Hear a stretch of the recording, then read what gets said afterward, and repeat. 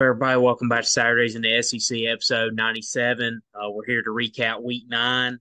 A little bit lighter week in the SEC this week. It's that time of year where some bye weeks are going on, but we still have five SEC matchups this weekend. Some pretty good ones. We're going to jump right into it. Starting off with the 11 a.m. game, Texas A&M and South Carolina. Felt like this game went about what we expected here. Um, Thought South Carolina's defense, was really flying around early. Um, they were able to get on the board first, but just weren't able to really sustain for four quarters on either side of the ball. It's kind of a patchwork offensive line for South Carolina right now. We know that's been their biggest weakness really all season. They've had a lot of injuries pile up, and Spencer Rattler's played good football, but he's constantly getting harassed and under pressure. And I think he's done a pretty good job, under the circumstances. But he the sacks piled up again on Saturday. Defensively, like I said, thought they started off well, but Max Johnson and company, they got a lot of playmakers on that side of the ball. Thought Max Johnson did a really good job. And to be honest, I think looking around the SEC this weekend was probably the best overall quarterback play I've seen in some time. We had Yeah, some really good quarterback games this weekend. So, but thought Max Johnson did a great job. Nia Smith made a lot of plays. Evan Stewart made a couple sensational plays. We know those are two of the better wideouts in the SEC. They got a couple good running backs and ran the ball pretty good. I mean, Amari Daniels, 13 carries, 68 yards. Thought they did enough.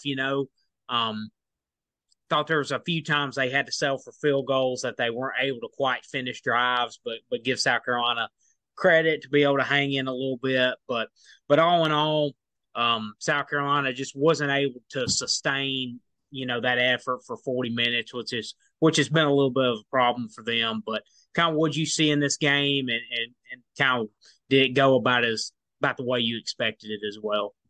it did. I mean, A&M ended up taking away or going away with it in the back half of the game. Really, second quarter on, they kind of dominated. South Carolina, they held up a lot better early in the game than I expected. Like you said, the offensive performance was a little better than what anticipated early in the game, but then about midway through the second quarter, they got back to what we expected to happen. A&M being all over them defensive wise, forcing pressure on Spencer Rattler, disrupting the plays. They weren't really South Carolina really wasn't able to run the ball extremely well, which we anticipated going into it. They only ran the ball for 72 yards. Mario Anderson had 72 yards. Spencer Rattler, I believe, got sacked. What was it, 6 times, 7 times, something along those lines. It was a pretty brutal day for the South Carolina offense. And on the defense side of the ball, Texas A&M took care of business, doing what they're supposed to do. I like what I saw, like you said, from Max Johnson, and from a lot of the quarterbacks around the league. But it really, I'm curious of how good their offense would be at this point of the season if Weigman never got hurt or Wigman never got hurt in the Auburn game. Max Johnson's done a fantastic job, and I don't think it's been that big of a change in how their offense has performed. But I wonder how much better they'd be with Wigman in there, because clearly he's the better option. He got the starting job going into the season. And Max Johnson, I mean, he's been tossing the ball around week after week. I feel like this offense has finally found their identity. I think that they're understanding what their game plan needs to be. They got the right mindset out there on Saturday, so they're fun to watch for sure. But there's still some times they make some mistakes and they do some things that you're not expecting, and you don't think you're going to see them perform that way coming out into the game. But for the most part, they've done a pretty good job, and they've gotten better each and every week. I just wonder, I'm curious how they would look with Wigman at the helm without Max Johnson or other than Max Johnson. I think that they've underperformed this year from what everybody's expected. What are they, 5-3 right now? Everybody expects them to at least be 7-1, 8-0 potentially. So I think that the underperformance that's been going on this year is really driving or rubbing A&M fans the wrong way for sure because of the recruiting classes they've had the last few years. You know, they're spending all this money for Jimbo, go out and get a big name offensive coordinator this year, thinking that all their problems are going to be fixed, and then they come out and they look about the same as they had the last 2 years. It's just I don't. Jimbo, like you said a couple of weeks ago, he hangs his hat on Jameis Winston, man. I mean, other than Jameis Winston, he really hasn't done anything just $80 million or whatever his contract is worthy of what they're paying him, in my opinion. I mean, he's just a subpar to average coach in the SEC and in college football. There are so many more coaches out there that could do so much more with the roster he has than what he's done with them. And obviously it's not all him, but when you're the head coach of a program, especially a program like this that's got expectations built around it, you're expected to do a lot more than what he's done. And I don't know what the problem is there or what the holdup is, but there are many, many, many more coaches out there in the SEC for sure that can do a lot more than what he's done with this roster. I mean, just imagine what Lane Kiffin would do with this roster, dude. I mean, he's doing some crazy things with this Ole Miss roster. Last year, he did a really good job. This year, he's doing a fantastic job, and he's got him one loss right now. So, I mean, that's what it keeps me scratching my head about Texas A&M is they've got the guys 1,000%. Their roster is up there with everybody else in the country, and they're just performing at the middle of the pack over and over and over again, year in and year out. So, obviously, I don't think they're going to fire Jimbo because it's a lot of money. Somebody's got to pay that. I mean, fans can write the check with their mouth, but somebody's got to cash it. So I think they're going to give him a little more time, a couple more years to try and prove himself. But I don't know that he will, man. I just don't think he's got that touch anymore. I think the game surpassed him. And I could be wrong. And, maybe they turn around and win the rest of the way and turn around and dominate next year. If I'm putting my money on it, I don't see that happening. Yeah, it's funny you mentioned Kiffin too, because they actually match up this weekend. I think it's going to be a really fun matchup in Oxford. It's 11 a.m. kick this Saturday, so I'm curious to see how that one goes. And kind of the bigger picture with Jimbo Fisher is you mentioned they're sitting at 5-3. They've still got to play two of the top three teams in the West, and at LSU at the end of the year, and then at Ole Miss this Saturday. So there's a real chance, they could go 7-5 in the regular season. And I think if that happens, I think they're going to pull the trigger. I really do. I think, I think if he goes 7-5, maybe if he pulls off one of those games or both, if they end 9-3, he may buy himself a little bit more time. But I think if they don't finish this season very well, as big as that buyout is, I'm leaning towards them pulling the trigger. Because it's such you're going to a 12-team playoff, and you mentioned A&M. And I was thinking about this other day. I asked my dad this question, like, what do you think are the best 5 jobs in college football? And we were really thinking about it, and I was like, if you look at it, A&M is probably a top 5 job in the country. They literally have everything you need to win right now except a head coach. Yep. They've got money. They've got facilities. They've got a brand. Like I said, they got money, facilities. They've obviously recruited well. So really, they're just missing the right head coach. And there's no reason that shouldn't be a perennial top 10 program. So I really think if he doesn't finish this regular season well, and I'm not sure he's going to, because I'm not sure they're better than either of those teams right now. I think they may go ahead and bite the bullet, and there's some options out there. You got Texas and OU coming into the SEC next year. I just think it's a sense of urgency from a lot of teams right now, and there always is, but I think it's added a little bit more.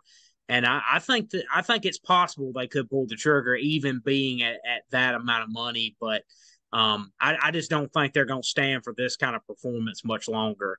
To be honest, if I'm throwing a hot take out there right now, if I had to say they do pull the plug on him, I think they make a run at Dan Lanning at Oregon. I think the way he's recruiting at Oregon right now, he actually just landed a big 5-star recruit today. he is recruiting extremely well out there. The way his team's playing right now, I mean, they're a playoff contender as we speak. Got a good chance going down the stretch with only one loss. They're going to be right there in the mix. So I think wouldn't be shocked if they made a run at him. I think they're going to go get a slam dunk type of candidate or go get the best guy they can get. Um, but we'll see how it goes. I mean, obviously we've got 4 games left in the regular season, but if it keeps trending like it's going and the performance isn't any better, I just I don't think they're going to waste another year with it, even with that money. I think there's just too much urgency on the line, but it's going to be really interesting to see how it happens because that's one of the most coveted jobs in America. So there's going to be a long list of people lining up to take that job because they have everything you need to win right now. I agree with you with everything that you need to win right now. It's not hard to get a coach to come there, regardless of where that coach is now. They're not going to come in and skip a beat. You're talking about the roster they got, the way they're recruiting, the way that they've proven they can recruit. So it's not a hard place to get guys to come play for. I would say whoever they go out and get, if they do end up firing Jimbo, you got to do everything you can to keep Damian Craig on the coaching staff because that man is probably their best recruiter in the coaching staff, if not one of the best recruiters on that coaching staff. He's the receivers coach down there, I do believe. He gets guys 4 and 5 stars in there over and over and over again. He's done a great job. He did a great job recruiting when he was at Auburn, but he's done a fantastic job recruiting guys ever since he stepped foot on Texas A&M's campus. So whoever it is, I believe that they may clean house, but I think they keep him there for sure because of his ability to recruit and recruit at a high level. Now, the Georgia-Florida game, I ended up taking Georgia minus 14. Obviously, it paid off big time. We talked about last week, the last time that Georgia was a 14.5-point favorite or a 14-point favorite is what it closed at, that they ended up, running away with the game, showing that they were clearly the better team and still one of the best teams in the nation. Now, this week, they didn't have their best player, but Ladd McConkey was back and he was fully healthy. He's been back a few weeks, but he was fully healthy this week. And man, they leaned on him big time. Carson Beck has just absolutely gotten better each and every week this year, excuse me. He has, he's definitely lived up to the hype that the Georgia fans were putting on him. There was a lot of people, a lot of fans, and a lot of people in the media saying that they didn't think he was ready. They didn't think he was going to be that they were going to skip a big beat because of the lack of experience that he had under his belt going from Stetson Bennett to him. But if you remember, there was a lot of people saying that Stetson Bennett couldn't do it when he got the job. It has a lot to do with, that coaching staff down there. And obviously the guys that he's got around him.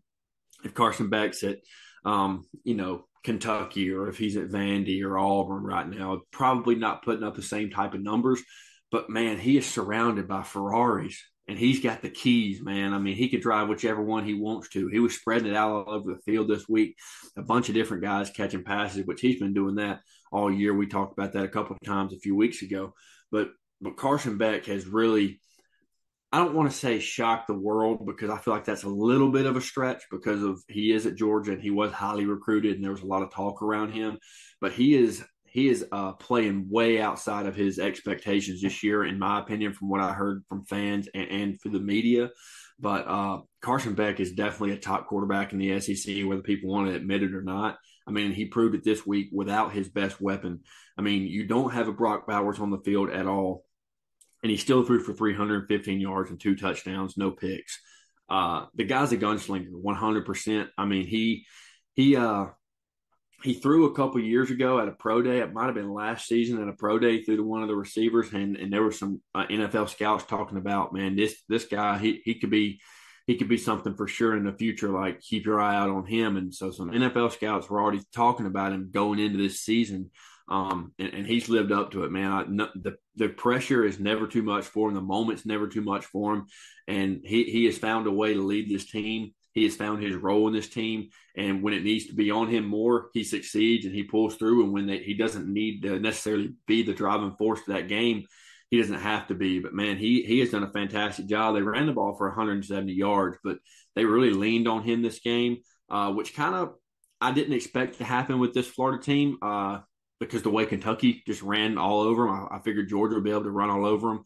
But, I mean, they ran the ball well, but they definitely leaned on Carson Beck to throw it around the yard a little bit. And he came through, man. I mean, Lad McConkey, 6 catches, 135 yards. Dominique Lovett, 4 catches, 83 yards. Then you had a couple other guys with 2 catches and some guys with 1 catch. But imagine, dude, I know this is a little off topic of the Georgia game, but just imagine what Missouri would be if Lovett was still – or, yeah, Missouri would be if Lovett was still there.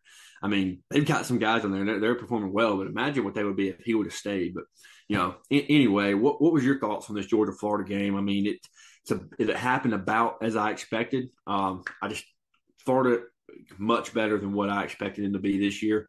But matching up against a team like this, it's kind of the way that we've talked about Auburn and South Carolina all year. It's just they don't really have the guys to go up against the stacked rosters of some of the SEC teams. And this week just proved that, man. I mean, Georgia flat out dominated on both sides of the football. Held Graham Mertz under 300 yards, which a lot of people hadn't done this year. That handoff specialist has been lighting people up. But this week, they held him under 230 yards. He did have 2 touchdowns, but held him just over 100 yards rushing. They ran for 109 yards.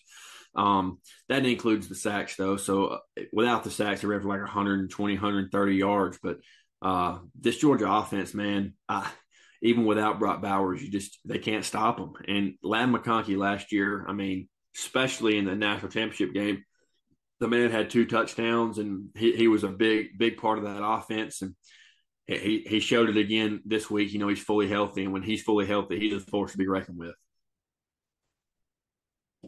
Yeah, I mean, obviously felt like seen this game a million times, man. I mean, there was some thought that Florida could hang in there, and I thought they may be able to a little bit better. They got on the board first, but they just don't match up with this Georgia team. I mean, very few teams in the country do. I mean, it's a lot to ask for. A team, a staff in their second year, they just don't have the horses that Georgia has. And it's as simple as that. I mean, I think you make a great point about Carson Beck. I mean, the offense looks literally no different. I mean, it looks and just throw it just a little bit more. Yeah, I mean, using play action pass, they can lean on the run game when they need to. They can throw it when they want to. The main thing for me is, regardless of the quarterback or the receivers out wide or Bowers at tight end, the biggest thing for them the last 3 years and why they've been as good as they have been is that offensive line. Mm-hmm. I mean, the quarterback 99% of the time has a clean pocket to throw out of. I mean, he most of the time doesn't have little pressure on him most of the time.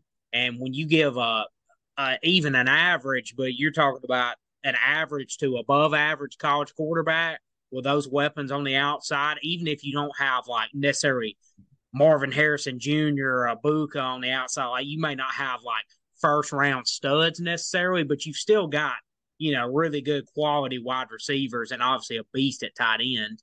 Didn't have him this week, but you've had him, for his whole career. So, yeah, but the main thing is they can do whatever they want, really. I mean, they run it so effectively. They can lean on that, in the second half. Ball. It really is. But yeah, I mean, every time, he's throwing on time, on rhythm. He knows where to go with the football. He's making good decisions, just like Stetson did, and just like quarterbacks before them did. And yeah, the main thing, he's making good decisions with the football. He knows where to go with it. And he's got good, clean pockets to throw out of. I mean, their offensive line, I think, doesn't get near enough credit. I always talk about Bowers and their defense. The last few years gets a lot of talk, but that offensive line is the unsung heroes because they make that offense go and make that offense about as balanced as any offense in the country. I love watching them play offense because I love how balanced they are. I like how they use the play action pass off the run game. But yeah, I mean, they can do both so effectively. It's hard to stop, man. It really is. If they don't beat themselves, it's nearly impossible to beat them, honestly. So they just don't make many mistakes. And don't turn the football over very often, and it was just kind of a classic Georgia game. They Florida got some yards. They scored a couple touchdowns late, but or they scored one early, scored a little bit in the fourth quarter, but um, in between that, it was all Georgia really, and um, not surprising. I'm really curious to see how this Missouri game goes. In the same token, I'm sitting there thinking like, does Missouri, as good as they've played this year, I'm like, do they really have the horses to do it? I'm kind of questioning that. I mean, I think they're going to give them a great effort. I think they're going to play their best game, but I just don't know if they've got the horses to do it. But on the same breath, you never know. It's college football. I mean, teams are always due for a down game a little bit, so you never know. But if I had to pick it, I can't see Georgia losing to them at home. I think the line's 16. I'm not going to bet it really because I don't have a great feel, but I don't know Missouri's got the horses to pull it off. I think they can play them a little tougher than maybe Florida did. Um, but like I said, Missouri has been the surprise of the SEC this year, but it's just hard to bet against Georgia when you watch them play and know what they've got on that sideline with that coaching staff, how they've recruited. I mean, it's literally a machine right now. 100%. And I kind of want to dive into a little different segue on Georgia. And I want everybody to hear me loud and clear. You can get mad at your school for performing bad. You can get mad at the players. You can get mad at the coaches. But this is the best example of a coach is only as good as the guys he's got. And this is why recruiting is so stinking important. Mike Bobo is Georgia's offense coordinator and quarterbacks coach. And right now, he looks like one of the top coordinators in the game. About 6-7 years ago, he was at Colorado State as the head coach. His first 3 or 4 teams went 7-6, losing bowl games. Then he goes to South Carolina, has some subpar offenses. Then he goes to Auburn, and Brian Harsin's first year doesn't do really good. The only really good game that they had was against Alabama and went to 4 overtimes with TJ Finley and still didn't look fantastic. And then he comes back to Georgia with all these guys. They got top talent. He looks like one of the best coordinators in the world. So get mad at your coach all you want about how he calls plays, about how the players play. The only thing that you need to be getting mad about your coach if you're upset with them is how they recruit, because clearly that is the main thing about building a successful program and being successful on Saturdays is recruiting. If you aren't doing anything in the recruiting trail, you can guarantee that you're not going to be a top team and a top program competing for it at the end of the year. Because like I said, Bobo, his last, if you go back about 7, 8 years and look at his resume to now, he looks like a completely different football coach. So if your team doesn't have the guys and hasn't recruited well, don't go into the season setting yourself up for disappointment, because it ain't going to happen. If you ain't got the guys, you're not going to be there at the end of the year. And that's just plain and simple. I mean, look at Nick Saban. Nick Saban at Michigan State, good coach, does not hold a candle to what Nick Saban is today. You look at him at LSU, great coach, and he won a national championship. Had 2 losses when he won the national championship. But those teams he had there, and that coach he was there, doesn't hold a candle to what he is here at Alabama. But just because the difference in recruiting that he's been able to do since he's been at Alabama, it is all about recruiting 1,000%, no matter which way you shake it up, whether you want to hate the NIL, hate the transfer portal, whatever. You got to adapt to it and you got to get better to it, because that's what makes the coach 1,000%. It's the players that they've got. So you can gripe about your coach and say, well, we need to go get this guy. Well, how about you take a step back and look at where that guy's at and how he's performing there? What does his roster look like?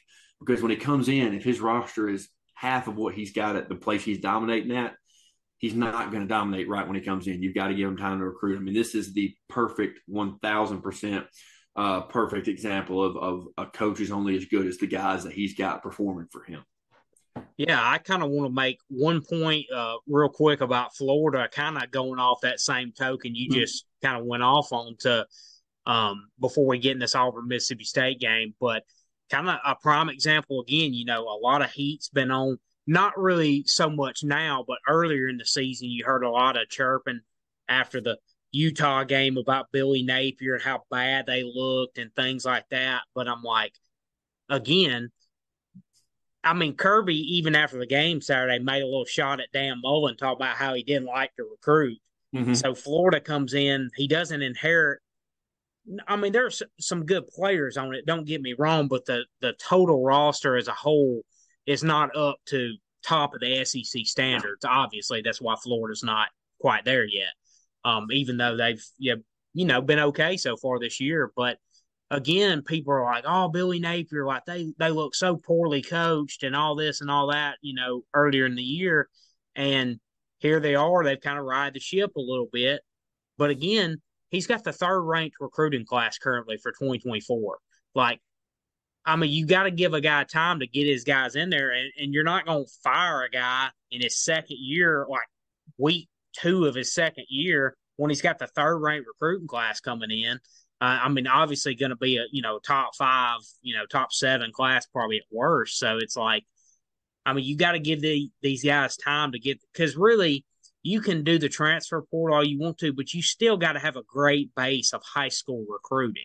I Yep. mean, you're finding that out. Like Dion brings in all these guys out the portal, but you still need that base of high school recruiting and then supplement it with transfers. So, I mean, I think that's really the key for success for most guys. So, like I said, Billy Napier, that's why we've been really high on him, because you see not just the narrow through a narrow lens. You've heard people talking about Hugh Freeze the last couple of weeks.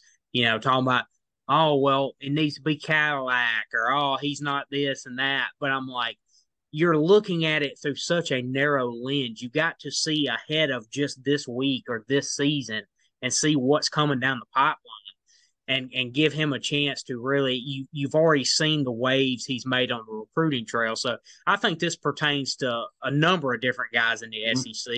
And I think that's where you're going to see a lot of these teams start turning around, because they're building their talent base up, and you got to recruit at extremely high level to compete at the top of the SEC. And that's just the bottom line.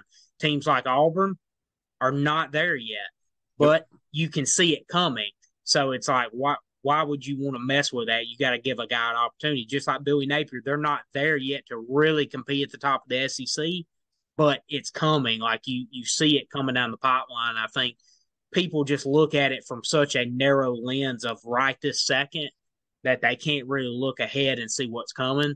So I think that pertains to a lot of coaches around this league. But kind of getting into the Auburn game, we want to get your thoughts about it, because Peyton Thorne, top five in QBR in week 9, about a 90 QBR. Thought he looked as good as he's looked all year, and I think a lot of people are starting to realize that. I'm not saying he's an all world quarterback, but I think he's better than what he showed. And I kind of want to make that point with Devin Leary when we talk about that game in a little bit. Like I said, it was a really great quarterbacking around the league this week, but I think you saw them kind of establish a little bit of identity. I thought it was great, too. The receivers started winning some 50-50 balls on the first touchdown. Shane Hooks made a tough contested grab, and then was able to fight his way into the end zone. And I think you saw that a lot more this week. I liked the game plan. I thought he was a lot more decisive. And I think with some of these transfer quarterbacks, even guys that have played a lot of football, it takes time, man. All new coaching staff, a new playbook, new receivers you're throwing to. So I think it takes time to gel. And I think guys like Peyton Thorne and Devin Leary, I think you're starting to see some of these guys come around a little bit. Yeah, 100%. And at the end of the game, or it might have been like right after the game, the post game presser, he was like, I'm proud of how the guys played, and I think Peyton won the job this week, and he solidified the quarterback job. I mean, a little late to be doing it, but he said he solidified the quarterback job. But he said he's still preaching to the offense of not being afraid to make a mistake, not being afraid to have a bad play. Like, it's going to happen. It's part of the game. But from what I saw this week and throughout the year, it seems like that's exactly what's happening with Peyton. It's like he's not, I don't want to say scared, because he's not scared. It's like he's timid. when Auburn's playing the teams that they're not supposed to beat, that are quote unquote better than them, it's like he's a little timid in the pocket and doesn't want to make a big mistake to cost them the game. But it's like you've got to be a little aggressive and take some shots and force the ball down the field, to get that confidence and that momentum going for your offense. And I feel like just the last 4 weeks previous to the Mississippi State game, Auburn wasn't really doing that. They weren't taking shots down the field. They weren't moving the ball down the field, and they weren't being aggressive. There's a time where you can be too aggressive, and it does hurt you. But you've got to have faith in your guys and yourself that you can make that play. And going back to the Ole Miss game, the LSU game, it's like it seemed that Peyton was a little timid to take those shots and to make. It's like he wasn't trusting himself and trusting his eyes. And then this week, he looked like a completely different quarterback. I loved it, man. I mean, it was fun to watch. Finally, establishing, like you said, establishing an identity and just seeing the offense flow and able to sustain drives and seeing the different things you can do off of certain plays because you're able to keep those drives alive and you're not getting off the field in 3 or 4 plays. So that was really fun to watch. But yes, Hugh Freeze made a point about it. Like I said, having the guys not be afraid to make a mistake because it's going to happen and who cares? Like you're going to get another shot at it. So that was the biggest thing for me was seeing the offense get out there and attack. But it's kind of frustrating because it's like all the games that Auburn was supposed to win this year, that's how they've played.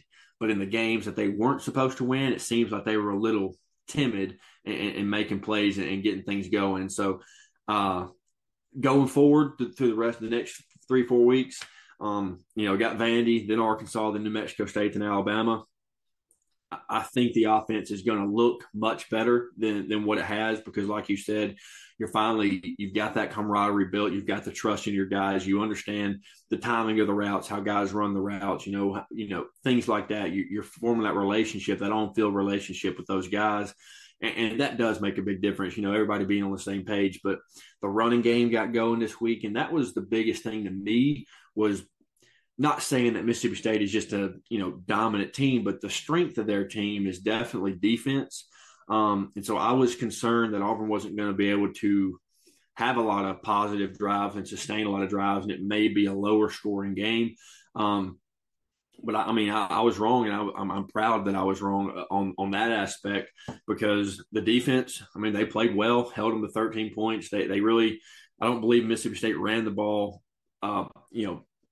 down our throat the way that Ole Miss did. They ran the ball okay. They ran it for 180 and some change, but they didn't gash Auburn the way that they have been getting gashed in the run game against LSU, against Ole Miss and Georgia and teams like that. But probably more so because Mike Wright is not the same quarterback that Will Rogers is, so that the game plan is a little different with him back there. But I was proud of the way that the defense played and was able to, get the offense back on the field, and the offense was able to keep drives alive and keep the defense on the sideline and letting them get rested, which hasn't happened much the last month. So it was very fun and a very refreshing game to be able to watch Auburn perform the way they did, especially offensively. Because Jarquez, we talked about, he's been needing to get more touches, and he finally started piling up the touches a little bit. Got 17 carries, at 144 yards. He was averaging 8.5 a clip. So it was, again, I understand that they're not playing a showstopper Mississippi State team. This is not when Dak was there. It's not 2014, but they're still playing a team in the SEC. Finally got their first SEC win under Hugh Freeze. So the momentum is building for sure. These next few weeks are going to be exciting. All the games they play up until the Iron Bowl, they should be favored in. Maybe not Arkansas because it is on the road, but they should be favored in, and they are better, in my opinion, from an unbiased perspective. They're better than the next 3 teams they play. So getting that confidence and building through that confidence and getting there, like you said, just keeping to establish that identity in their offense and really leaning into that identity is going to shape up well for the Iron Bowl to potentially be a better game than what we were thinking was going to happen probably 2 or 3 weeks ago looking at the Iron Bowl. Yeah, I think kind of looking at Auburn as a whole, I wish, I felt all year long there was more upside with Peyton Thorne. Just, we've seen what he's done. That actually more mobile than I thought he was coming Yeah, in. I've impressed with, some of the plays he's made with his legs, and that Georgia game was impressive. And, he's got enough wheels to, move the chains, get you a few first downs. You have to respect and it keep the for defense sure. honest for sure. Yeah, and I think obviously feeding Jarquez it was big. I mean, he broke off some. I mean, he was just outstanding. Broke off some huge explosive runs. Then hitting a few explosive pass plays down the field, hitting Javarius Johnson for a touchdown.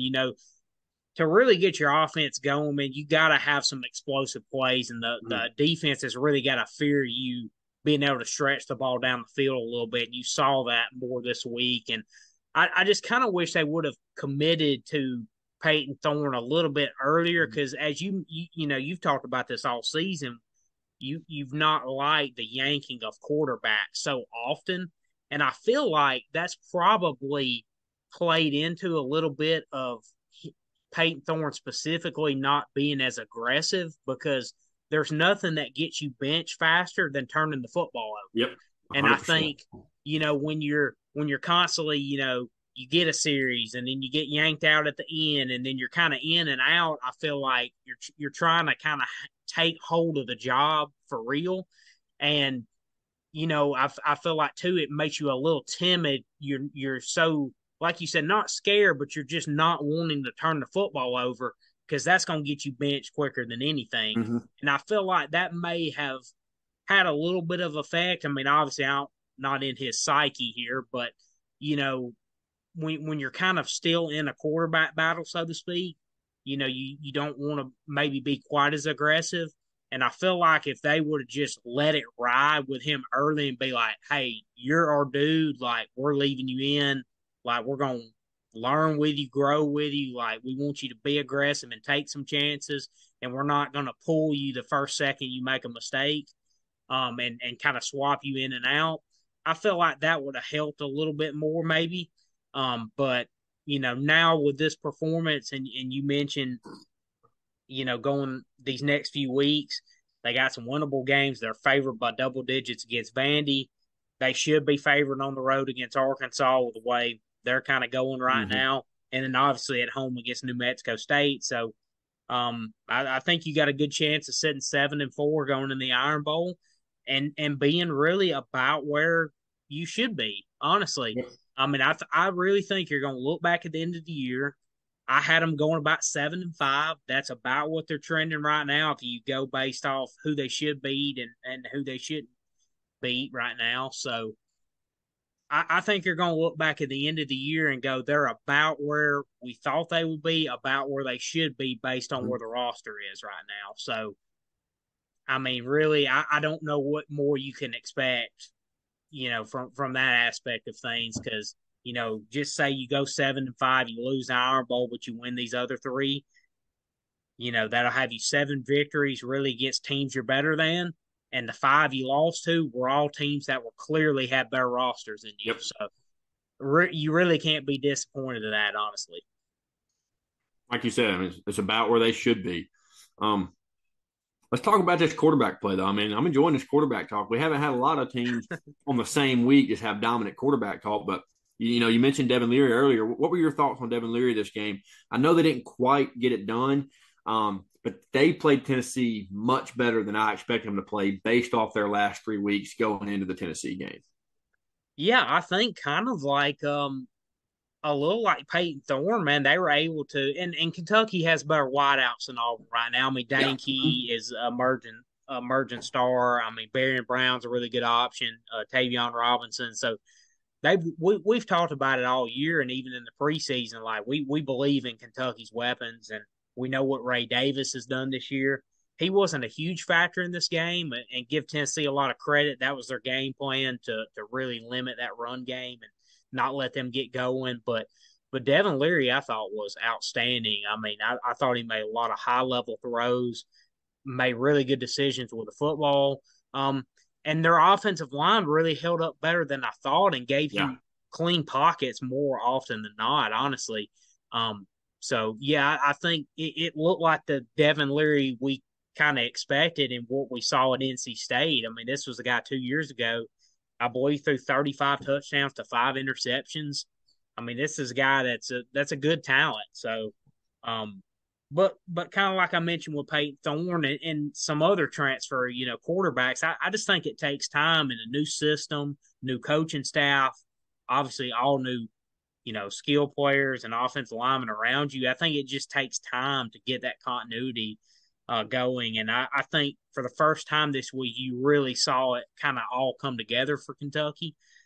So yeah, I really like what they did offensively, especially the way Tennessee was pretty much able to take their run game away for the most part. They didn't have a ton of success on the ground, but kind of going on the other hand, though, I thought Joe Milton was outstanding as well. Yeah. I think it was the better quarterback game of the whole weekend, honestly. Thought Joe Milton was outstanding as well. They were able to run the ball a lot better than Kentucky was, which was a reason, main reason they were able to win this game. But thought 250 Joe plus, Milton was dude. yeah, I thought Joe Milton was super effective as well. I mean, didn't throw the ball a ton, but 17 of 20, 236 and a touchdown. And I love Tennessee's complement of running backs too. Jalen Wright, Jabari Small.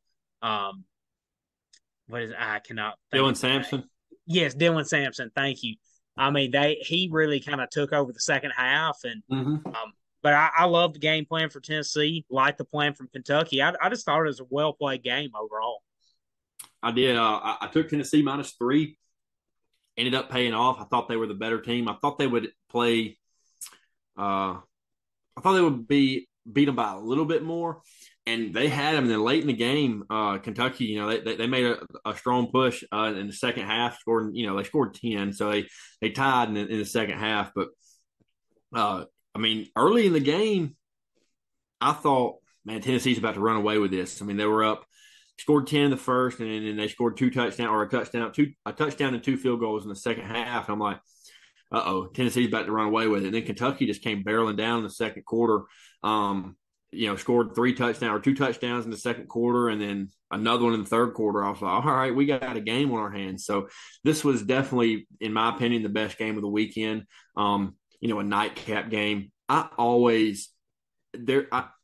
know what it is, but watching a night game at Kentucky on TV, it just looks so stinking cool. I would love to go to a game at Kentucky Stadium sometime in my lifetime, and I'm gonna go more than likely. I want to go to all the stadiums, but when I go to Kentucky, it will be a night game. There's just something about the way it looks on TV.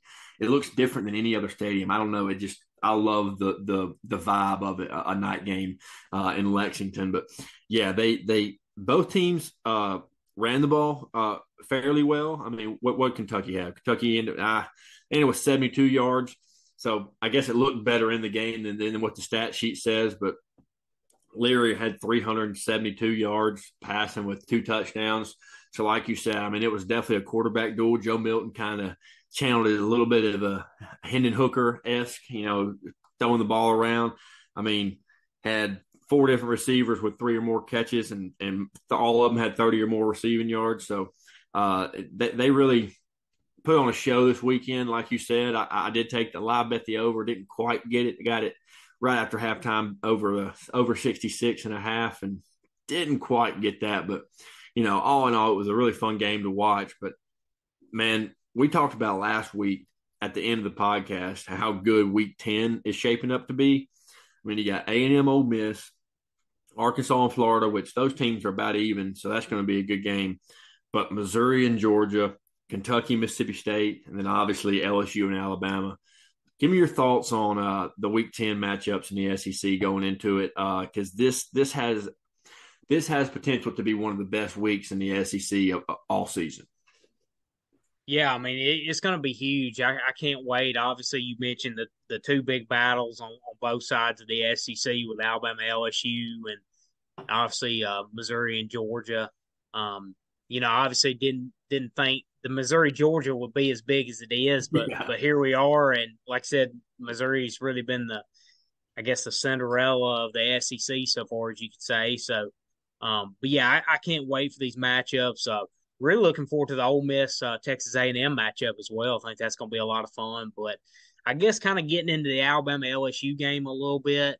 I really just had this feeling since the Tennessee after seeing the Tennessee game unfold, and been saying it since then, Alabama's offense has got to get off to a good start in this game against LSU. This is not the type of team that you want to get down early to. Um, Kind of similar to Tennessee, I think they're going to be able to move the ball in between the 20s. They're going to get their yards and they're going to get their points more than likely.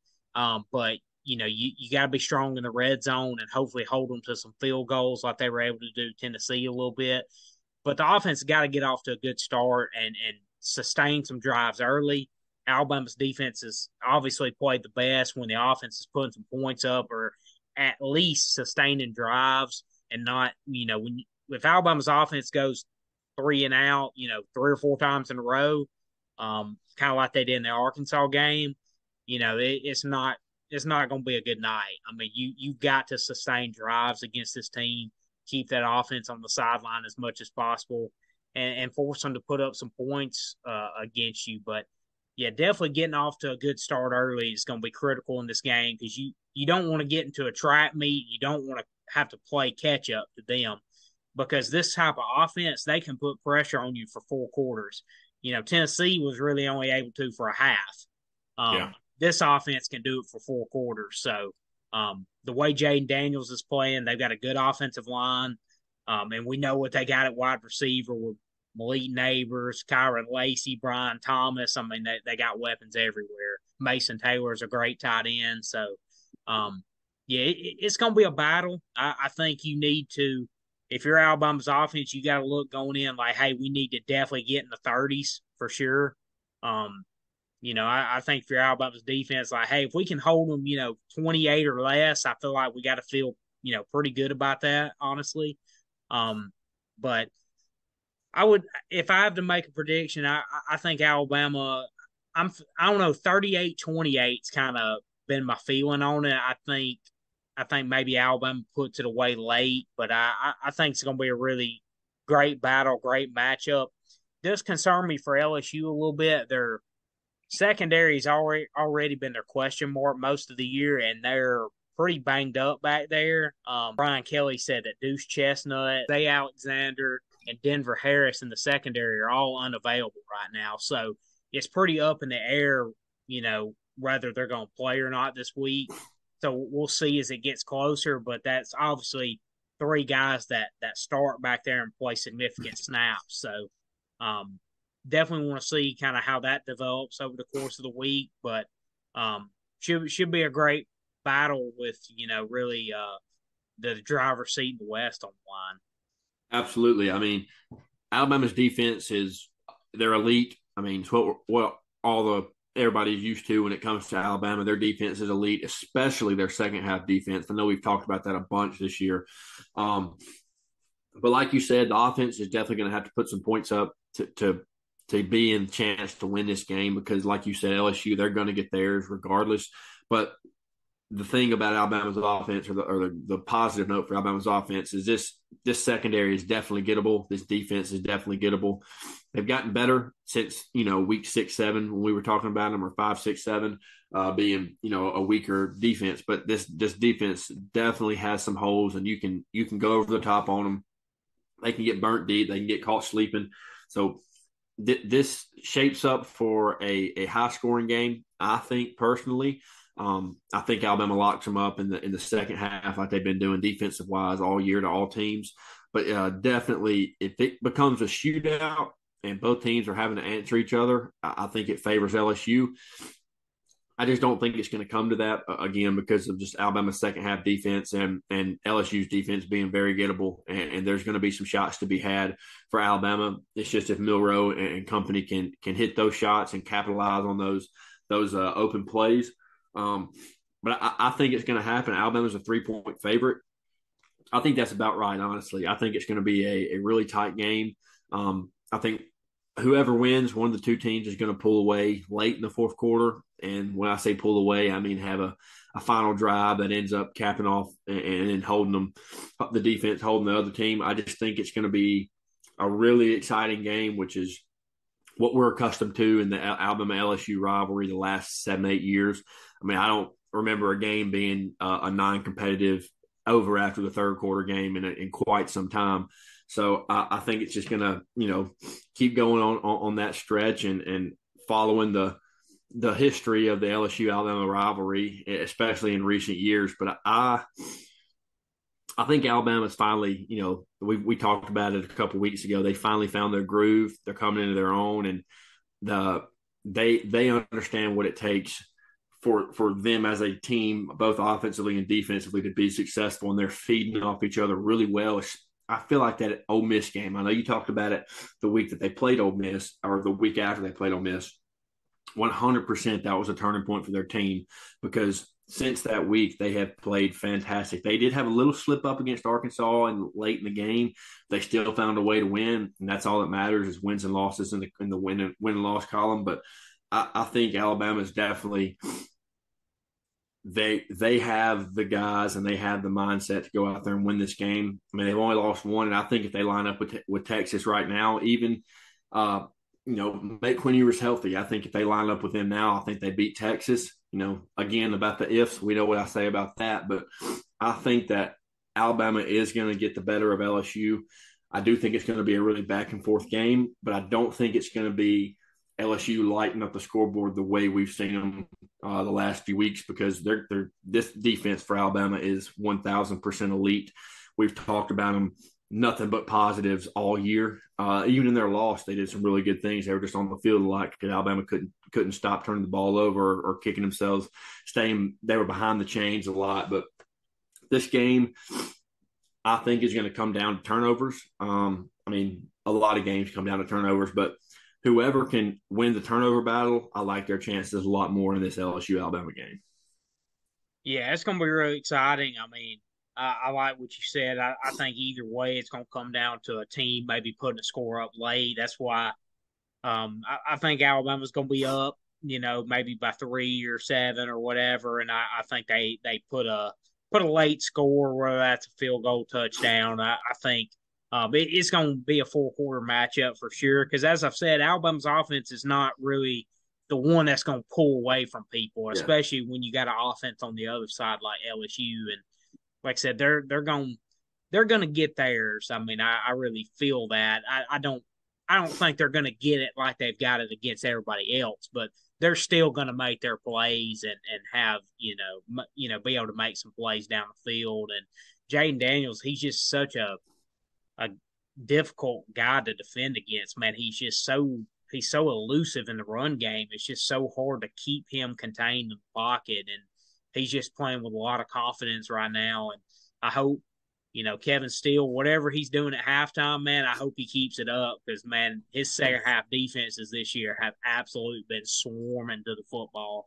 I don't know if it's halftime speeches, or I don't know if it's adjustments or just coincidences. I don't know, but I hope it continues, because they've been absolutely dominant in the second half of pretty much every game this year. Like you mentioned, in the Texas game, pretty much every game the offense has been at least decent, or been able to sustain drives and move the ball down the field and not consistently go 3 and out. If the offense has been moving the ball some, the defense has pretty much been great. The only time they've really seemed to struggle is when the offense struggles and they get put on the field for long periods of time, and turnovers. Texas got the ball in Alabama territory a couple times. Third downs have been at times a little bit of an issue. In the Arkansas game, there were some third downs they could have gotten off the field, weren't able to. So that's something to watch as well, being able to get off the field on third downs. But yeah, I feel like if Alabama offense moves the ball pretty well and able to put up some points, then that's just going to feed the defense that much more. We've been talking about that all year with Alabama, complementary football. If they can keep doing that like they have, last several weeks, I think they'll be in pretty good shape. But it's going to be a full quarter war. There's no doubt about it. Absolutely. And I want to talk about this Missouri-Georgia game. Georgia is a 16-point favorite. When they're double-digit favorites, I've been hammering them all year. I can't lie. It's paid off more times than it hasn't, especially in the more recent weeks. But we've talked about Drinkwitz, man. He's got something going down there. The guys are playing out of their minds. They want to play for him. The over under is 55.5. I feel like that's a little steep. If I'm betting that, I got to take the under just based off of Georgia's defense. I think Georgia is going to be more clock management this week. I think they're going to try to control the clock as much as they can. I think they're going to lean on their run game a little bit more than what we've seen the last 2 weeks. That's obviously if they're able to. If Missouri comes in there and shuts them down, they're going to have to throw the ball around a little bit. But I think that Georgia just tries to ground and pound them to death, wear them out, and control the clock. I think Georgia probably wins by 2 touchdowns. I think the 16 is a little steep as well. Maybe just a little bit rich. I would take Missouri plus 16 and the under 55.5 if I'm betting this game. But I do think that Georgia's they're too good. We talk about, rosters, matchups with rosters, and they got it. I mean, it comes down to roster and on paper, Georgia's the better team 1,000%.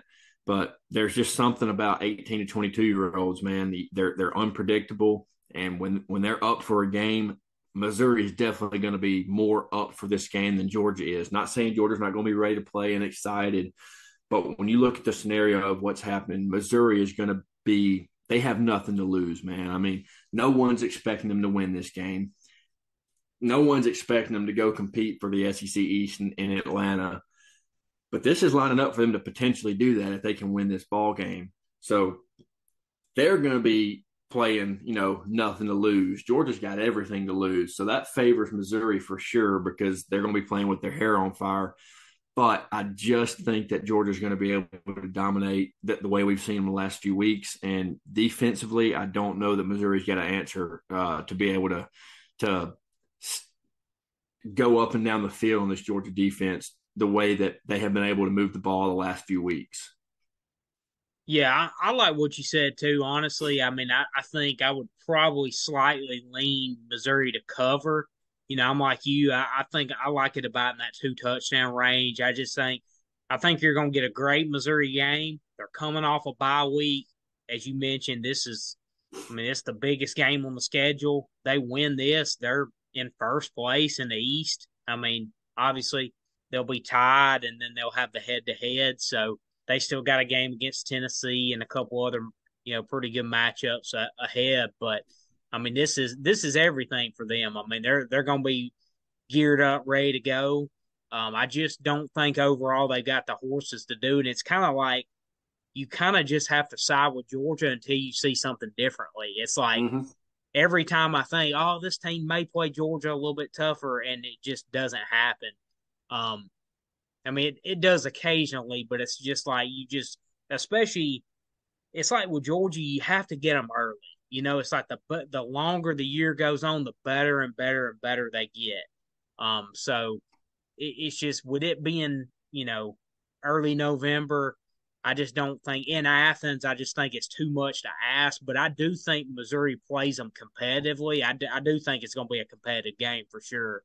Like I said, would not be surprised if Missouri doesn't cover, but I don't think they're going to really get close enough to give them a scare. But at the same time, I do feel it will be pretty competitive, but I just think Georgia's too much in the end. Absolutely. Anybody else you want to cover?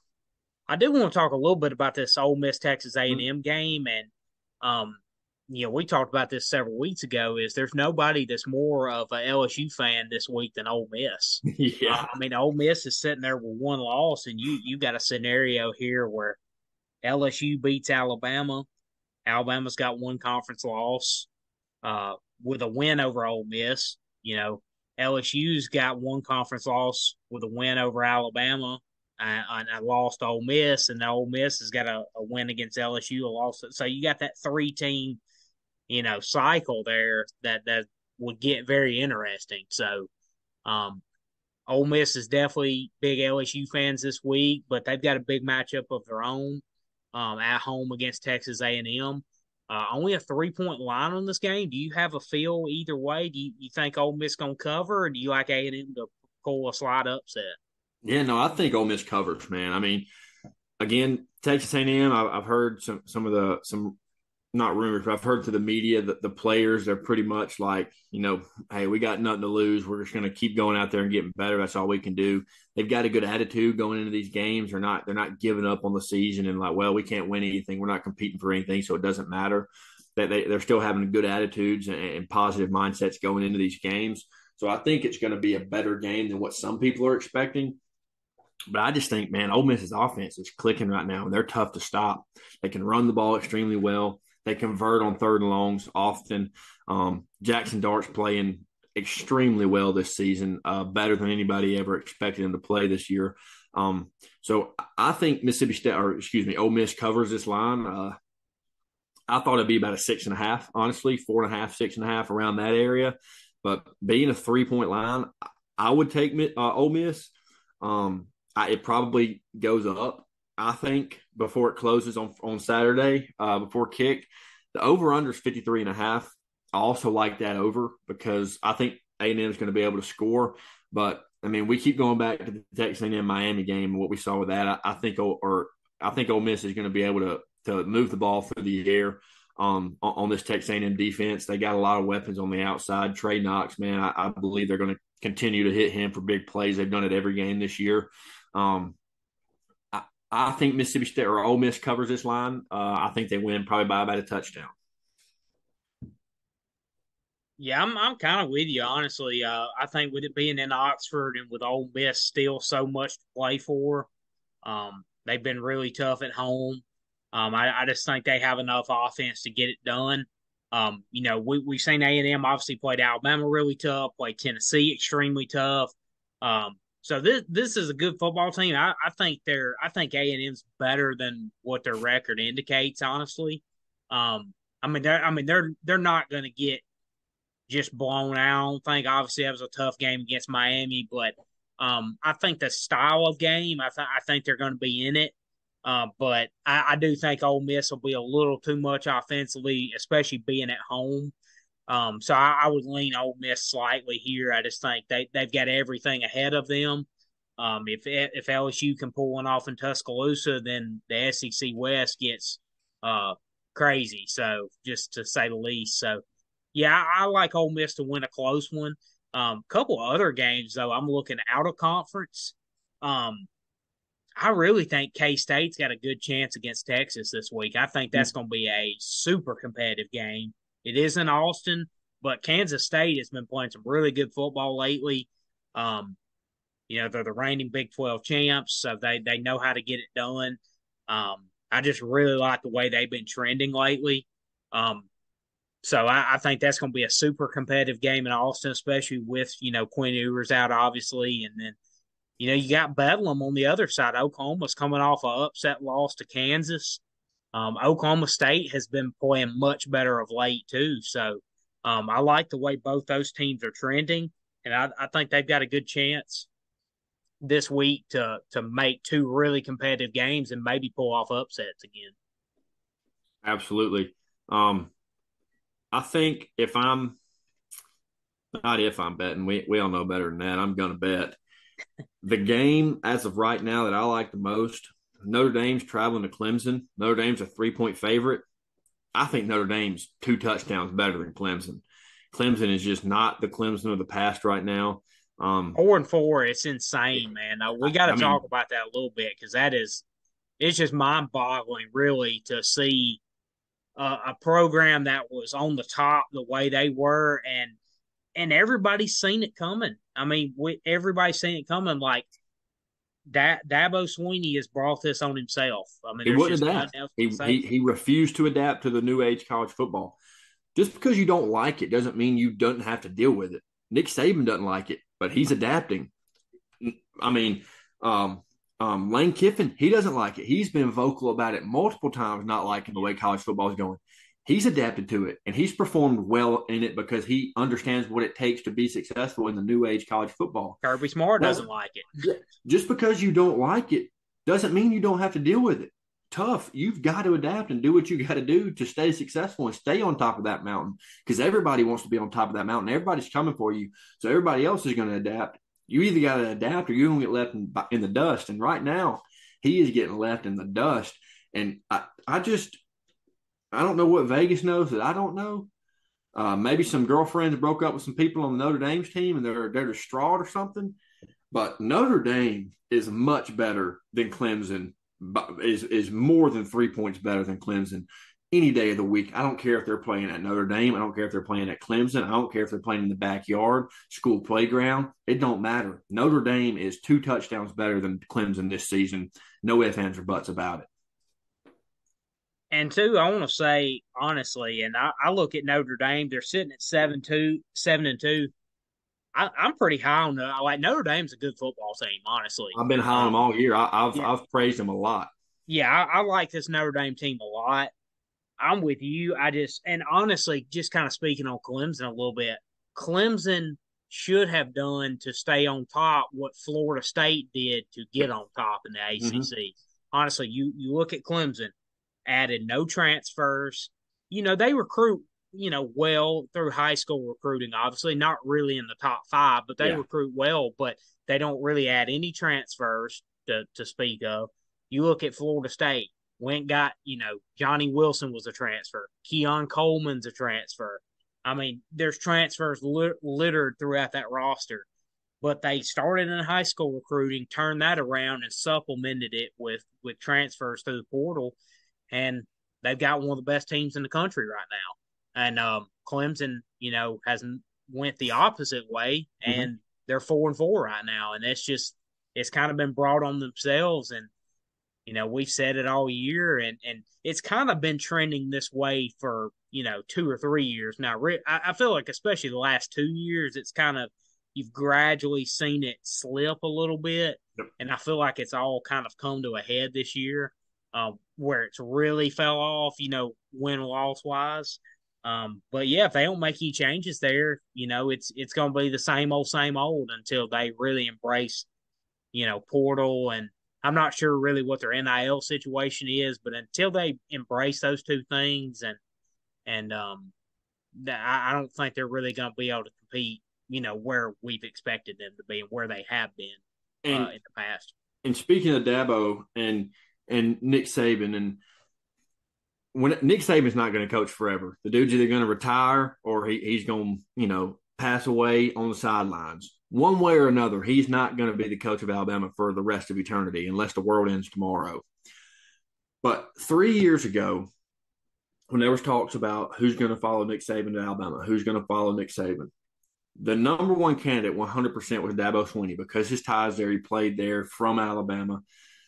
And I always argued that there's no way he's leaving Clemson because of what they are. They're a powerhouse now. They won 2 national championships. He's built that program. Why would he leave? Now, he 100% was the number one hot commodity and the number one leader to go and take that job. Now, even if he does want to leave Clemson, I don't know that a school wants to touch him with a 10-foot pole, not a school like Alabama, because if he's going to come in and have that same mindset at Alabama, they don't want him. So 3 years ago, they wanted him. They wanted him bad. Not saying that they wanted him over Saban, but if Saban was to have left, they wanted him bad, and they were going to go and do everything they could to get him. I just didn't think he would leave Clemson because of he had built it and what they were. Well, now Clemson's not necessarily that. And now I don't think that he has any interest from Alabama if it was to happen at the end of this year or next year that he would be going there. Everybody still thinks that that's a possibility, but I genuinely do not feel that he is wanted because of what he's done to himself the last 2 or 3 years at Clemson. I'm gonna be honest with you, and this would have sounded crazy to say, 3, 4 years ago. And obviously, you make a great point because I mean, it almost made too much sense. I mean, the guy's won Yeah. 2 national titles at Clemson. I mean, he was clearly at the time the next best coach in the country. He's from Pelham, Alabama. He Mm-hmm. played at Alabama. In the back of his mind that being the head coach at Alabama is his dream. I mean, like, I'm sure if you asked him honestly, that's probably what he would say. And Mm-hmm. it's probably been his dream since he got into coaching in the 90s, after he got done playing and joined, Gene Stallings' staff. So I'm sure that's always been his dream. So that's why I felt like Alabama was the only school that could have gotten him Mm-hmm. because of that. It is his home school. He's from the state. He played there. And like I said, in the back of his mind that kind of had to be his dream more than likely. But it's crazy. Here we are in 2023, and to be honest, he's more likely to be an analyst at Alabama than be Nick Saban's successor at this Yeah. point. I mean, it's crazy. Honestly, it's baffling to say, but I think too he can make some changes and hopefully get it back. And I think if he could really embrace it, I still think he's a good football. I mean, there's no doubt he's a really good football coach, but once it slips, man, it's really hard to get it back. Though I mean, it is really in this Yeah. day and age with the parity that's around this sport. It's to once it slipped a little bit, it is really hard to kind of regain that, especially now with the way NIL and the portal is. I mean, it's already extremely tough, and I do want to make a quick comment. I was listening to Josh Pate last week, and he was talking about kind of the parity in college football and what he thought, or he thought that this 12-team playoff coming next year would get a lot of the credit for the parity in college football. And obviously more teams are at the table a little bit, and NIL and the portal obviously have a big role in this as well. But he says, and he's been saying it a while, the biggest reason for the parity right now in college football, and I thought he made an excellent point, was just that if you look at several states, specifically Florida, the state of Florida is keeping more of their homegrown talent at home. 2 years ago, the Florida schools, obviously Miami, Florida State, and Florida, only got 8 of the top 30 players in the state of Florida. This cycle right here, they've gotten, I believe, 15 or 16 so far, and there's still 4 uncommitted out of that top 30, and most of those seem to be trending to one of those 3. So that's putting you at keeping 18 or 19 of those players home instead of just 8. And I think that's one less player that, Alabama and Ohio State and Georgia and, Clemson, places like that are not getting and staying in the state of Florida. So, and he said even Texas and California are kind of the same way to maybe a little bit lesser extent, just because you got more Power Fives in the state of Florida. And same with Texas as well. They're keeping a lot of their guys at home more so now than maybe a few years ago. So he feels like that's the biggest reason for parity. And I couldn't agree more with him, honestly, because, you're already seeing in 2024, Miami, Florida State, and Florida are all in the top 10 of the 2024 rankings right now. So that's less guys that are going to some of those other, schools around the country, and it just evens the playing field a little bit more. And, if they can keep recruiting at this level, it's only going to make it, that much more even Yeah. across the board as we go forward. 100%. I mean, that's a great point. I've never thought of it from that aspect, but that is 100% true. And like you said too, as well as Texas, obviously Texas has really ramped up recruiting under Steve Sarkisian. A&M's obviously still recruited really well. So, USC with Lincoln Riley, I know they're not playing great, but they're keeping more of their guys at home than maybe they were several years ago. So, um, regardless of if they're playing well or not, they're still keeping some of that talent at home, which is helping parity across the board. So, yeah, I think that's only going to continue, especially if those trends continue to go the way they have been.